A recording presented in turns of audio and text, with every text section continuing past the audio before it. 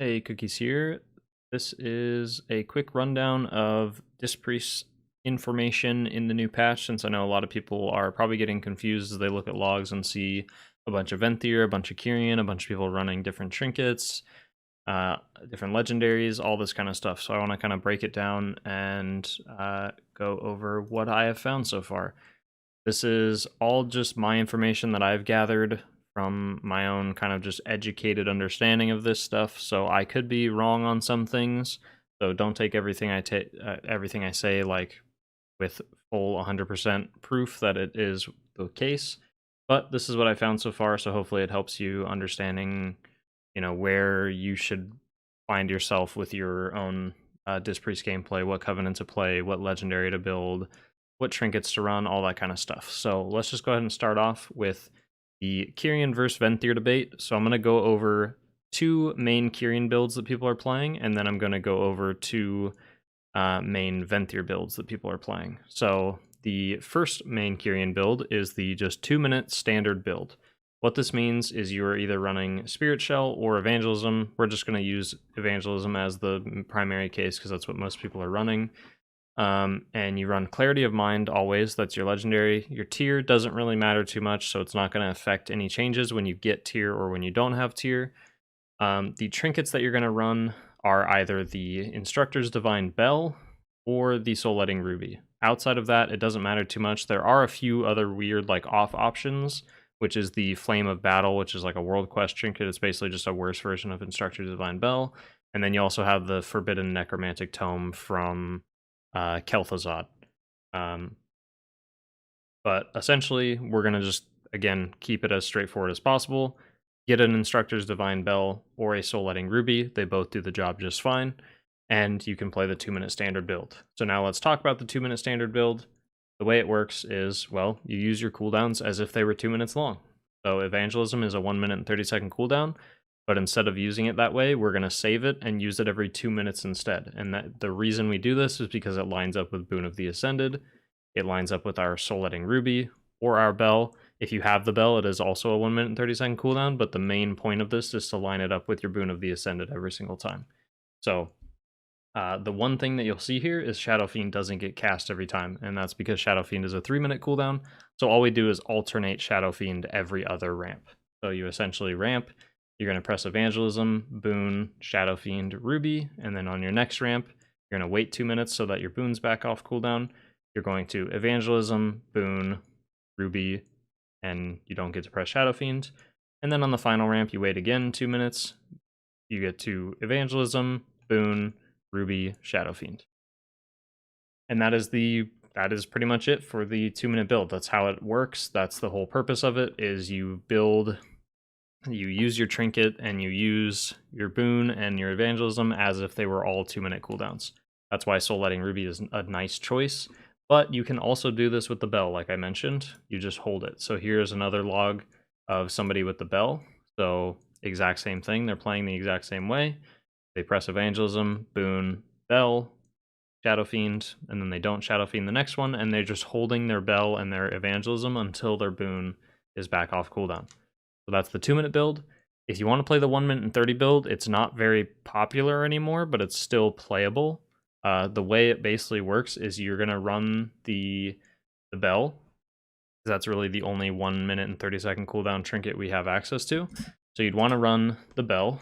And if you want to ramp every 1 minute and 30 seconds instead of every 2 minutes for like a major cooldown ramp with Evangelism or Spirit Shell, the way that it works is you would use all these same abilities. So you're going to Evangelism, you're going to Boon, you're not going to press Shadow Fiend, and you're going to press your Bell.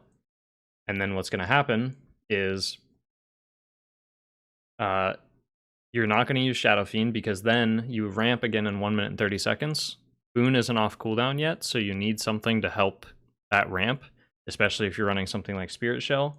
So what you're going to do is you're going to Evangelism, Shadow Fiend, Bell. And you alternate between Shadow Fiend and Boon as like your big cooldown that you're using alongside Evangelism. I'm wondering if I just pull up a random Spirit Shell log, if we can see that happening. We'll try let's see, this guy's running Bell, so we'll try this one here. If it doesn't work, then that's fine, but maybe we find a good example here, and if not, then kind of have to follow along with what I said, and hopefully it makes sense. So we put on Spirit Shell, we put Boon, we put Bell, put Shadow Fiend. Did that in a reverse order, but that's okay. Okay, cool, perfect. We literally found it with our one example. So this is a guy playing the 1 minute and 30-second build. So as you can see here, he's going to Spirit Shell, he's going to Boon, he's going to Bell, and he's going to not press Shadow Fiend. He's holding Shadow Fiend for a very long time. And that's okay, because it helps the Spirit Shell build a lot. So now we're going to press Spirit Shell again on 1 minute and 30 seconds into the fight, or 1 minute and 30 seconds since we pressed the last one, rather than waiting 2 minutes. We don't have Boon off cooldown, so we don't press it. We press Bell, we press Shadow Fiend. And now we just alternate. The next time we ramp, it's Boon. Then the next time we ramp, it's Shadow Fiend. And you just alternate like that back and forth. And that is the 1 minute and 30-second build, which appears, from my knowledge now, it appears to be best when you are playing Spirit Shell. Awesome. So those are the two Kyrian builds primarily. Now we have Venthyr builds. So we have the 2 minute standard build with Venthyr. So we will go right here. I believe this is the Venthyr log. Let's see. No, this is a Boon. All right, this one is, yes, this one is Venthyr. So this works the exact same way the 2 minute Kyrian build works. It's just you don't have Boon, you have Mind Games, so you get to press it more. You get to press it one time in between of your major ramps.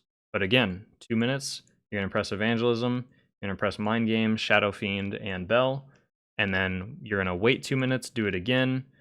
And so the only time you'd be really waiting to press your cooldowns every 2 minutes on Venthyr, because there's really no reason to, right? So it's only if it lines up with specific fight mechanics. Like in this case, this is on Disognate, so they probably just wanted to line it up with something very specific. Divine Bell not being pressed is just a mistake, so we just ignore that. But outside of this, the only thing that would force you to play the 2 minute build as Venthyr is if you're running a Soul Letting Ruby. So if we look at people running Venthyr with a Ruby, like here, they would need to be pressing their Evangelism every 2 minutes instead of every minute and a half, because they want to line that Evangelism up with Ruby. So I would think that's the only thing that really would force you into playing the 2 minute build as Venthyr. Otherwise, you are completely free to play the 1 minute and 30-second build, which I'm going to show now. So that can be done with either Instructor's Divine Bell, other on-use trinkets that are also shorter cooldown. Scrawled World of Recall is really, really nice with the tier set, which I'll explain here in a minute. Or no trinkets at all, like that are on use. So the 1 minute and 30-second build works with anything like that, either Instructor's Divine Bell or no on-use trinkets whatsoever. So going into the 1 minute and 30-second build, the way it works is you press Evangelism every 1 minute and 30 seconds. You have a Mind Games that you need to press right away in between, because since you're using your cooldowns every minute and 30 seconds, you need Mind Games to be back up for that ramp, so you got to press it immediately and do a small ramp. So usually the way this would work is if I pull up like this person's Radiance cast here, the way it should look is we have what you can see as a very familiar old pattern that was in the Spirit Shell build back in Castle Nathria and stuff, where you see a major ramp, and then a small ramp, and then a major ramp, a small ramp, and then you kind of alternate here because there is more gap than there was in something like Castle Nathria, because that was when Spirit Shell was a minute cooldown instead of a minute and a half. So you do have a little bit more leeway to play with a second Radiance in there. But that's the whole idea of the build, is you're essentially running the Bell or no on use at all, so that you can press Evangelism and not rely on a trinket, or, you know, if you have Bell, then obviously it lines up perfectly with it. And that way you get Mind Games. And then with Shadow Fiend, you would just alternate every other.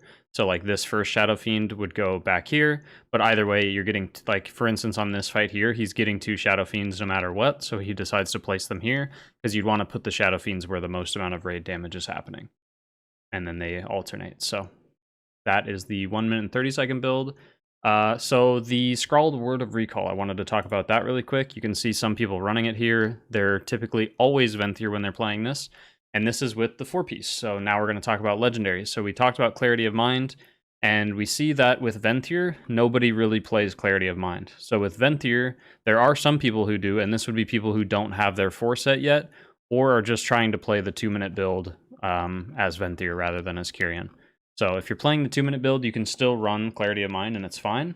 But Penitent one is going to be the dominant legendary once you have 4-piece, and if you're playing Venthyr. So if you're Venthyr with a 4-piece on your tier set, Penitent one is going to start crawling ahead as what you'd want to play if you're going to go Venthyr and all this stuff. Again, there's some people here that have 4 set and they're still playing Kyrian with Clarity of Mind. So it's not that one is better than the other. It's just that they have different pros and cons to them. And the pros of Venthyr is that it can do way more consistent healing across the whole fight. So fights like Skolex, fights like Zymox, where there's lots of damage always happening, it's very good. And so now we'll talk about Scrawled Word of Recall, which I think I have one right here. So the way that this is used is with your 4-piece, every time you press Radiance, your next penance is going to do increased stuff. And you basically run the Penitent one because it gives a chance to fire extra bolts of penance, which increases the value. It like synergizes with the tier set because 3 extra penance bolts. The tier set benefits penance, all that stuff. And then what Word of Recall does is instantly reset the cooldown on your penance. So what you get to do is during your ramp, you press that initial Radiance, and then where you refresh your dot normally, like if you watch my VODs of Dispriest, you'll see that I Radiance, I refresh my dot, and then I Radiance again. Instead, what you do is you Radiance, Penance, because you got that proc, and you use up the Penance, and then you Scrawled Word of Recall to get the Penance back, you Radiance again for that second ramp, and then you would press Evangelism, and then use that second Penance. So you get 2 penances during your ramp. One is before the ramp really kicks off, but it's still really powerful nonetheless, especially, you know, if there's, again, consistent damage happening and there's damage happening to the raid while you're ramping rather than just after you ramp. So that is the Scrawled Word of Recall. That's why people are running it, is with the 4. It specifically is for the 4-piece with Venthyr and the Penitent one. It has all that kind of synergy built in with it. So that covers all the builds and stuff like that. I hope I covered everything. If you have any other questions, just leave it in the comments below because I might have missed something here or there. And yeah, so hopefully that helps. And thank you guys so much for watching. Have a good one.